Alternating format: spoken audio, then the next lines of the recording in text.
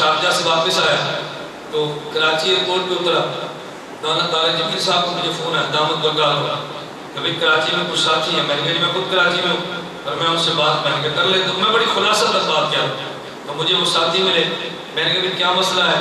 کہتے ہیں 12 سال تک تبلیغ میں رہا اب چھوڑ دی. میں نے کہا کیوں چھوڑی؟ کہتے ہیں سروزے پر دلیل نہیں ہے. میں نے کہا دلیل دو.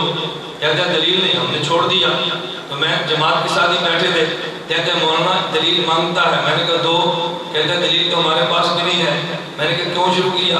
کہتے ہیں بزرگوں نے فرمایا. میں نے کہا بالکل ٹھیک ہے لیکن بزرگوں نے کیوں فرمایا؟ کہتے ہیں یہ پتہ نہیں ہے. پھر میں نے مزاحت کہا پیار میں نے کہا ادعو الی اللہ علی بصیرۃ، آدھی آیت آپ کی ہے آدھی میری ہے.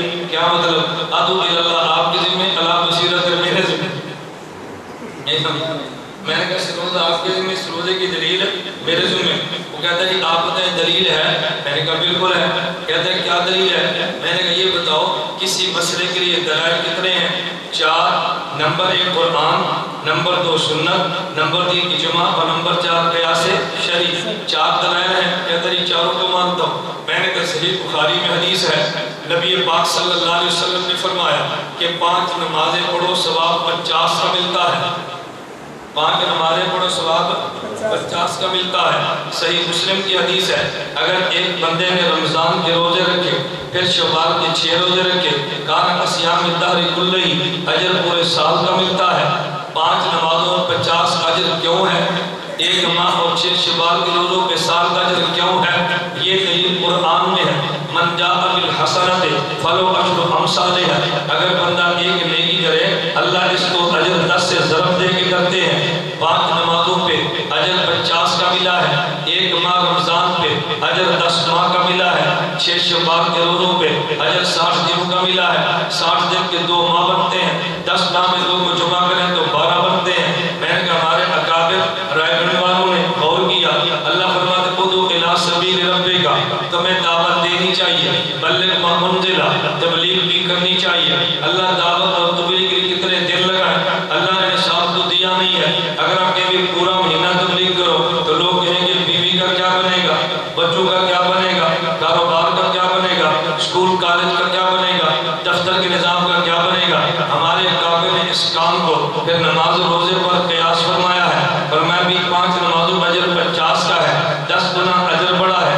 1 رمضان اور شوال کے 6 روزے اجر 1 سال کا ہے کہ 10 گنا اجر بڑا ہے. تو میں نے کہا 1 ماہ میں 3 دن لگائے گا اجر 30 دن کا ہے، 10 گنا اجر بڑا ہے. اگر ہر ماہ 3 دن لگاتا رہے تو یوں سمجھو پوری زندگی دین کا کام کیا ہے، پوری زندگی تبلیغ کا کام کیا ہے. مجھے تبلیغ ساتھی کہتے ہیں مولانا سروزہ عرصے سے لگاتے ہیں، دلیل تو ہمارے پاس بھی نہیں تھی. میں نے کہا تمہارے پاس بھی تو کیا ہوا، تمہارے ذمہ ہی نہیں تھی. ایک سمجھے تمہارے ذمہ ہی نہیں. میں نے کہا ہمیں روزے پہ مجبور نہ کرو، ہم تمہیں دلیل پہ مجبور نہیں کرتے. روزے آپ لگاؤ دلیل میں دے دو، آسان کام ہے کہ میں نے کہا ہمیں اسلام میں مت کھینچو، ہم تمہیں دلیل پہ مجبور نہیں کرتے. فضائل مال کی دلیل آپ کے ذمہ، فضائل مال پہ اعتراض کے جواب میرے ذمہ. فضائل صدقات آپ کے ذمہ، جواب ہمارے ذمہ. گشت آپ کے ذمہ اور جواب ہمارے ذمہ. ادعو الی اللہ آپ کے ذمہ، علی بصیرۃ ہمارے ذمہ. تو دونوں کی آیت بنتی ہے کہ نہیں؟ ہم سمجھتے ہیں کہ نہیں ہماری آیت ہے. یہ میں مذاق میں ایسی بات کہتا ہوں، اللہ میں بات سمجھنے کی توفیق عطا فرمائے. فضائل اعمال کے اعتراضات کا یہ نہیں چاہتا.